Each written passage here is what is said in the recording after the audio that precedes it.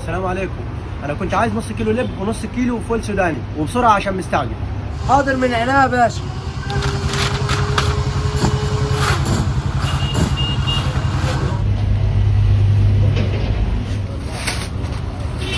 اتفضل يا باشا.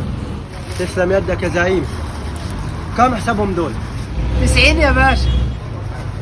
ثانيه واحده بس.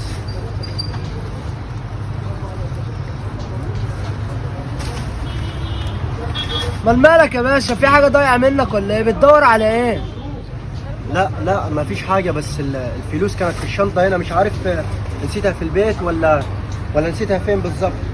معلش. انت هتعمل لي حوار ولا ايه؟ تعالى بس كده لفلي. ولا حوار ولا حاجه والله يا عم. انا الفلوس نسيتها في البيت، ادي كل الحكايه. واخش لك يا عم، اخش لكش ليه؟ تعالى. هات يا عم الشنطة دي كده طالما معكش فلوس. يا عم ما حصلش حاجه يا عم، انا كل الحكايه نسيت الفلوس في البيت.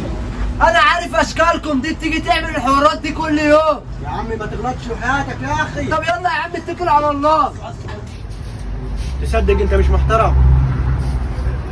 نعم يا غالي. مش انت زي ما كان نص كلمه خش كده يا اخي. اللي حصل معاك والله اللي حصل يا غالي، بص انا قلت له هات شويه حاجات من المحمصه وكده، خدت منه الحاجات بقى، بصيت في جيبي ما لقيتش الفلوس غصب عني، حتى دورت في الشنطه ما لقيتش فلوس، شكلي نسيتهم في البيت ولا حاجه. انت عاوز لا انا مش عايز يا عم. يا غالي مش تفرق والله. مش عايز. بس هو غلط فيا. معلش غلط فيا. انا معلش حقك عليا. انا قلت له هجيب لك الفلوس. معلش حقك عليا. تعالى اعتذر له.